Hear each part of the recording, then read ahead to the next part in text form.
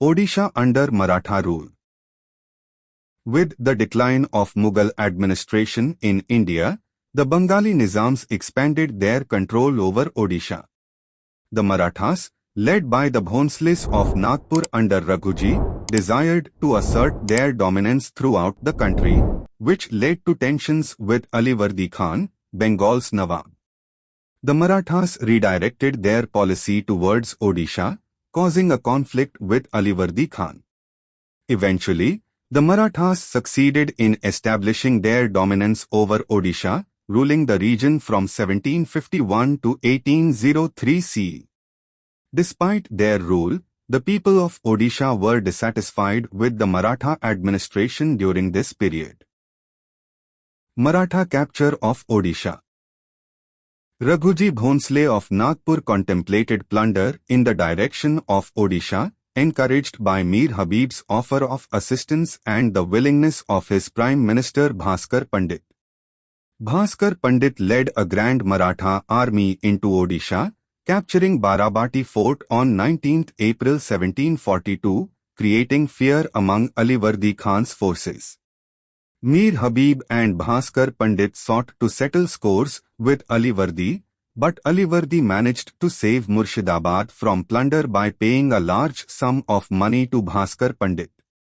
Alivardi sought assistance from the Mughal Emperor Muhammad Shah, who informed the Nawab of Audh and Peshwa Balaji Baji Rao of Pune, leading to the defeat of Maratha contingents and the recapture of Cuttack by Alivardi. Raghuji Bhonsle returned to Odisha and, after a series of events, captured the fort of Barabati on 12 May 1745, but was ultimately defeated by Alivardi. Mir Habib, loyal to the Marathas, occupied Midnapur and was appointed governor of Odisha by Alivardi after the defeat of Marathas at Midnapur. Januji, Raghuji's son, received support from Afghan chiefs, aiding Mir Habib's occupation of Midnapur. Alivardi expelled the Marathas from Odisha in March 1749, advanced to Cuttack, and appointed Sheikh Abdul Subhan as governor of Odisha. Mir Habib reclaimed Cuttack after Alivardi's departure from the region. The 1751 Peace Treaty. Mir Habib's march towards Bengal with a grand army of 40,000 soldiers weakened Alivardi's resolve. Alivardi, elderly and feeble, assembled his army to drive the Marathas out of Bengal but faced challenges due to the Marathas' guerrilla warfare tactics. Alivardi established a permanent military outpost at Midnapur under Ali Quli Khan's command to counter the Marathas. His grandson, Sirajuddaula, pursued the Marathas all the way to Balasore. Peace was finally reached in 1751 with the mediation of Mirjafar and Mirza Saleh on behalf of Alivardi and Mir Habib, respectively. The treaty stipulated that Mir Habib would rule over Odisha on behalf of Alivardi Khan and pay Raghuji's troops the province's surplus revenue in arrears. An annual payment of 12 lakh rupees was agreed upon to Raghuji on the condition that the Marathas do not enter Alivardi's dominions. The river Sonamukhi, Suvarnarekha, served as the demarcation between Odisha and Bengal. The treaty established the Marathas' authority over Odisha, despite Alivardi's nominal overlordship, which became symbolic rather than real. This treaty marked the growing independence and authority of the Marathas in Odisha, separate from the control of the Bengali Nawabs. Mir Habib. Mir Habib first met Raghuji during Alivardi Khan's assassination of Murshid Quli Khan II and vowed to avenge his master's death. He sided with Raghuji until the treaty between Raghuji and Alivardi Khan was signed in 1751. The treaty made Mir Habib indispensable to both parties, and he was recognized as Odisha's governor by both the Marathas and Alivardi Khan. As Subhadar, Mir Habib showed sound judgment, such as appointing Padmanvadeva of Patia to the throne of Khurda after the assassination of Ramchandradeva II, but later accepting Bhagirathi Kumar's legitimacy as Birkishordeva based on courtiers' persuasion. Mir Habib's administration was known for strict discipline, and he maintained an Afghan and a Maratha force under his command. He promised to pay the Marathas an annual tribute of 4 lakh rupees and received 12 lakh rupees from Bengal. Unfortunately, he incurred Januji's wrath due to an alleged misappropriation of funds, which led to Mir Habib's death. Mirza Saleh. Mirza Saleh, Mir Habib's nephew, played a crucial role in the 1751 treaty between his uncle and Alivardi. When he became governor of Odisha in 1752, he found himself caught between Alivardi and Raghuji. Saleh sought to outwit both Alivardi and Raghuji and agreed to pay additional money to Raghuji while demanding the same amount from Alivardi, who refused. To obtain additional funds, Saleh sometimes coerced the people of Odisha and collected money from British merchants with factories in Hariharpur, Pipli, and Balasore. After Alivardi's death in 1756, Sirajuddaula became the new Nawab of Bengal and instructed Saleh not to assist the British. Despite declaring allegiance to Siraj, Saleh secretly aided the British and helped them expand their factories in Odisha. Saleh also secretly raised 1,000 gunmen for the British, defying Siraj's orders. He conspired with the British to depose Siraj from the Bengal throne, but when discovered, he sought refuge with Raghuji in Nagpur, who did not support his actions. During Saleh's absence, his son Dadar Ali was in charge of Odisha's administration. After Siraj's assassination in 1757, Dadar Ali was imprisoned by the Marathas for failing in his duties. Mirza Saleh returned to Cuttack and resumed his position as governor of Odisha. Mirzafar, the new Nawab, halted the payment of chauth to the Marathas, which harmed Saleh's reputation, leading to his resignation in 1759. Mirza Saleh was the last Muslim Subhadar of Odisha to serve both the Marathas of Nagpur and the Nawab of Bengal. Following his tenure, Odisha came under direct Maratha administration. The Maratha Rulers of Odisha. Sheo Bhatt Sathe. Sheo Bhatt Sathe became Odisha's first Maratha Subhadar after being appointed by Januji, the son of Raghuji Bhonsle, the ruler of Nagpur. His first task as governor was to collect chauth, tax, from the Nawab of Bengal, Mir Qasim, who succeeded Mir Jafar as Nawab. Sheo Bhatt launched an attack on Bengal when Mir Qasim was unconcerned about paying chauth. He plundered Budwan and claimed Midnapur and Budwan as Maratha possessions, being part of Odisha.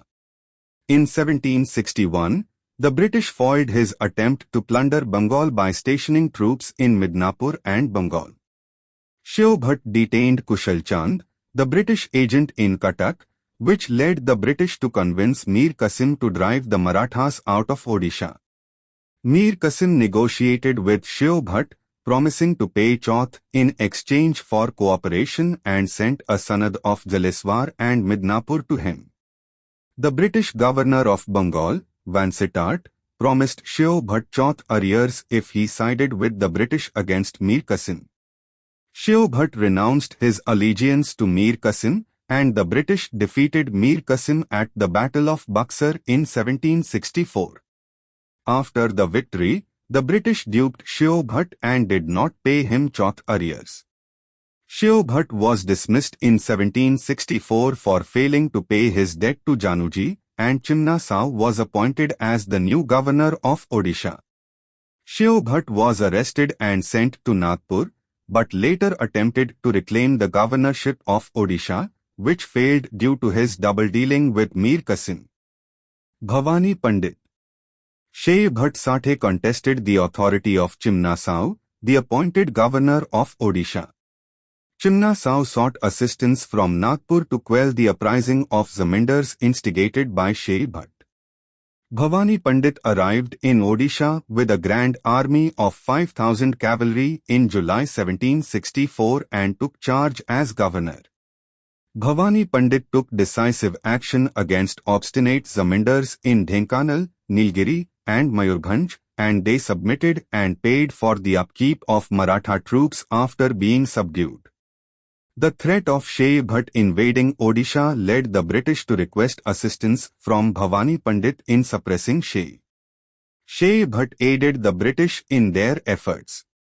Bhavani Pandit signed a treaty with Lord Clive, agreeing to exclusively sell salt produced by the zamindars of Balasore and neighbouring districts to British merchants. Bhavani Pandit mediated between the British and Januji regarding the payment of chauth. Mir Jainul Abdin represented the British in Nagpur and expressed opposition to Bhavani Pandit's government, leading to Januji's anger and dismissal of Bhavani Pandit for inefficiency in implementing chauth. Shambhaji Ganesh. Shambhaji Ganesh was appointed as the Subhadar of Odisha with the main objective of collecting chauth from Bengal. He formed a closer alliance with the British to achieve the goal of obtaining chauth. Shambhaji Ganesh offered the British 50,000 Maratha horses in exchange for their use. He allowed British troops under Major Akmuti's command to march through Odisha. The negotiation for chauth between Shambhaji and the British initially seemed cordial but failed due to the British refusal to assist Januji in his conflict with the Peshwa. During his tenure, there were reports of alleged French ships off the coast of Ganjam, but the British authorities misinterpreted the situation. Shambhaji Ganesh's mission to collect chauth was not accomplished.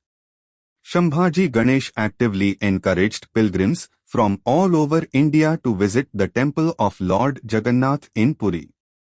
He took steps to end the oppression of mutasadis, tax collectors, by the Amlas, local officers. Shambhaji Ganesh passed away in September 1770. Babuji Naik. Rajaram Pandit briefly served as governor of Odisha after the death of Shambhaji Ganesh. In 1770, Babuji Naik was appointed as the Subhadar of Odisha. Babuji Naik maintained a friendly and cordial relationship with the British. Allen, a company servant in Cuttack, had lent money to many individuals and sought Babuji's assistance in recovering the debts, which was provided. Due to a grain shortage in Calcutta, Babuji instructed Abdullah Khan, the Fauzdar of Balasore, to sell rice to the Englishmen whenever they requested it. The British reciprocated by helping Babuji Naik in suppressing the border zamindars who were causing trouble. Babuji Naik's tenure as Subhadar of Odisha was characterized by peace and stability. Madhoji Hari. Madhoji Hari's governorship in Odisha witnessed a new kind of development in the Balasore and Cuttack coastal areas. During his reign, there were numerous shipwrecks in the middle part of coastal Odisha, particularly in Kujan, Kanika, and Ali, all. The local inhabitants of these areas were pillaging the wrecked ships with the support of the local kings. The local kings mistreated and sometimes imprisoned the shipwrecked individuals. The British authorities sought the intervention of the Raja of Nagpur to ensure the safety of merchants, travellers, and wayfarers in the region and punished the notorious king of Kujan. The British authorities desired a sanad, grant, from the Maratha chief of Nagpur that would give them perpetual possession of a strip of land running parallel to the sea coast between the rivers Kanika and Mahandi. They also wanted the authority of the king of Kujan to be revoked and handed over to the British. The Maratha chief of Nagpur initially rejected the British proposal. However, he directed Madhoji Hari to inquire about the king of Kujan.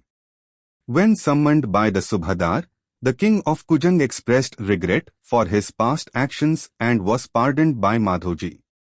Madhoji's act of pardoning the king of Kujan angered the Raja of Nagpur, who summoned him from Odisha.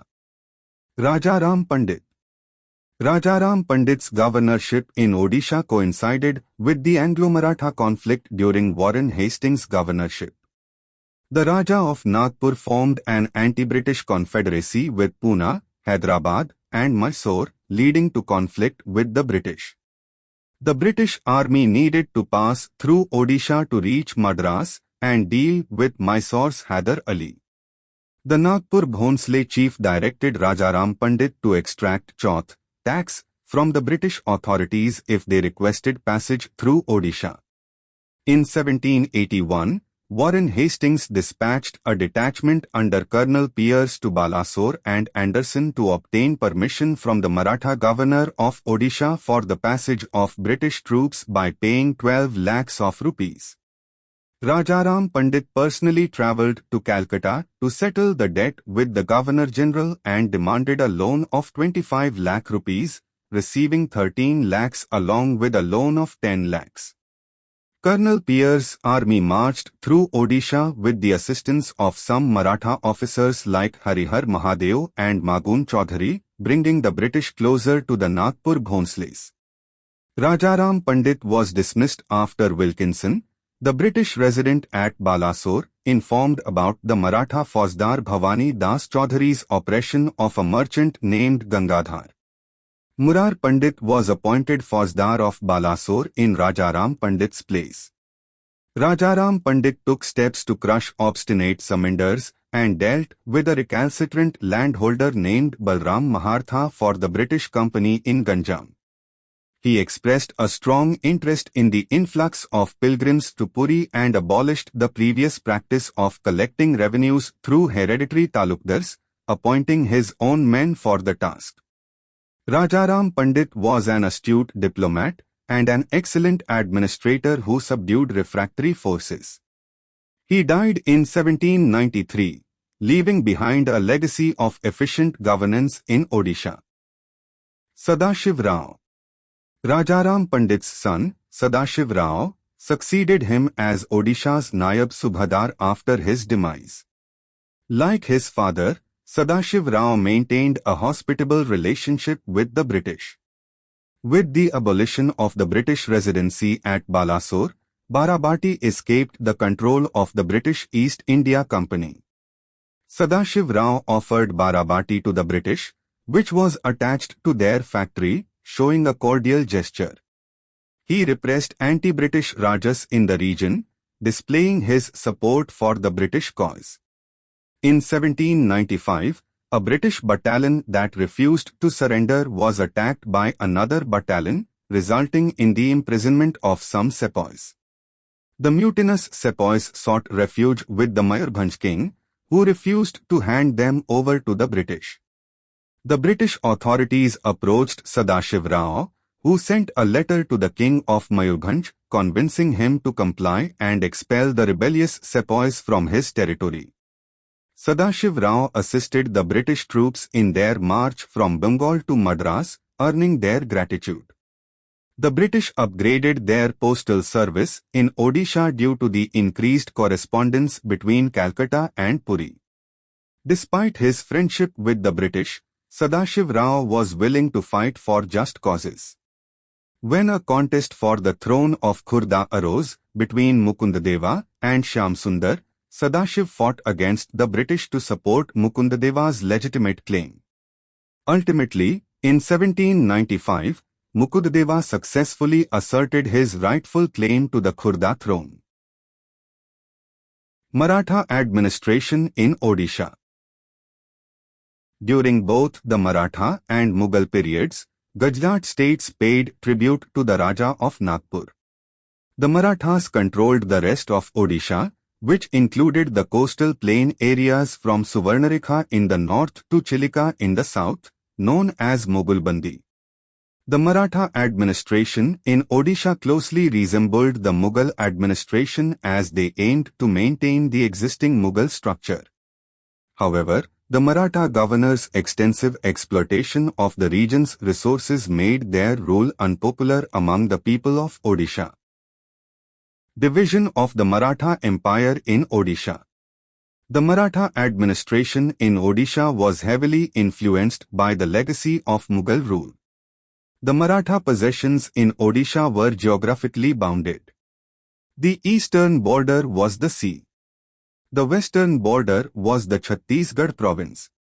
The southern border was formed by the Chilka Lake and the undivided Ganjam district. The northern border was defined by Jaleswar, Midnapur and Birbhum. Odisha was politically divided into two regions, Gujarat, which included 24 tributary chieftains, and Mughalbandi, which covered the coastal tract from Suvarnarekha in the north to the Chilka Lake in the south. Administration in Gujarat states. The king of Khurda held the highest position and was the most powerful among the 24 feudatories in Odisha during the Maratha rule. While the king of Khurda was the most prominent, the Rajas of Kanika, Dhenkanal, Ranpur, Baramba, Athgad, Kujang, Ali, and Mayurbhanj also retained significant importance. The Maratha governors did not interfere in the internal affairs of these powerful chiefs and allowed them a certain degree of autonomy. Despite their status as feudatories, these chiefs were not always prompt in paying their tribute or taxes to the Maratha subenders, causing occasional financial challenges for the Maratha administration. Administration in Mughalbandi district. The Mughalbandi region in Odisha was divided into 150 parganas, each of which was governed by 32 amils, revenue commissioners. Each mahla, allotment, was further subdivided into 2, 3, 4, or more smaller mahalas or allotments. The amil was responsible for assessing revenue and appointing various officers to collect revenue from different areas. Chaudhuris, Kanungos, or talukdars served as hereditary revenue collectors, each responsible for a specific taluk or subdivision within a mahla. These officers were granted rent-free lands known as Nankar as part of their compensation for their revenue collection duties. Apart from revenue collection, these officers had the additional responsibility of ensuring the satisfaction and contentment of the subjects under their jurisdiction. Hustabad was a renowned settlement system used to determine the government's demand for revenue, which was based on the actual amount of cultivated land in each area. The Marathas' civil and military administration. The Subhadar held authority over both civil and military administrations in Odisha during the Maratha rule.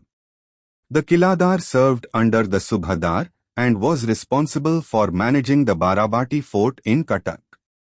Fauzdars were subordinate to the Subhadar and oversaw specific chowkis or outposts. Kannadars were the heads of chowkis, responsible for maintaining law and order in their respective areas. The Amil's role involved investigating and prosecuting civil and criminal cases, contributing to the efficient administration of justice in the region. The Marathas' trade and exports. Paddy cultivation was a significant agricultural activity in Odisha during the Maratha rule, and it served as a valuable export item to Bengal and Madras. Small ports such as Golra, Harishpur, Bishenpur, and Manikpatna facilitated trade and exports to Bengal and Madras. Salt production was abundant along the sea coast of Odisha during this period. Odisha had well-established road connections with neighboring regions like Bengal, Madras, and Nagpur. A road from Cuttack connected Bengal to Bhadrak, Balasore, Jaleswar, and Midnapur, enhancing trade between the regions. Nagpur to Sambalpur had two well-defined roads to facilitate transportation and trade. A road from Cuttack connected Madras via Puri, Ganjam, Bargan, Tekkali, Kalingapattanam, Chikkole, and Visakhapatnam, promoting trade ties with Madras. The policy towards Jagannath Temple of Puri. The Marathas played a significant role in the regeneration of religion in Odisha. The Maratha Sabardars had a primary responsibility to worship Lord Jagannath and maintain the grand temple in Puri. Puri, which was sparsely populated during the Mughal era, became densely populated with pilgrims from all over India under Maratha rule. The Marathas effectively administered the temple, ensuring that pilgrims faced no difficulties during their visits to Puri. While the Marathas collected pilgrim taxes, a considerable portion of the revenue was allocated to organizing temple festivals. Under Maratha patronage, the fame of Lord Jagannath spread throughout India. The Marathas established nakatras, which were free food distribution centers for pilgrims. They granted rent-free lands to Brahmins and made financial contributions to monks and mathas to support various festivals. So, this is the end of this video. If you enjoyed it, don't forget to give it a big thumbs up and hit that subscribe button if you haven't already. To get the note of this video, scan the above QR code or check description to get the link. Thanks for watching. Have a beautiful day.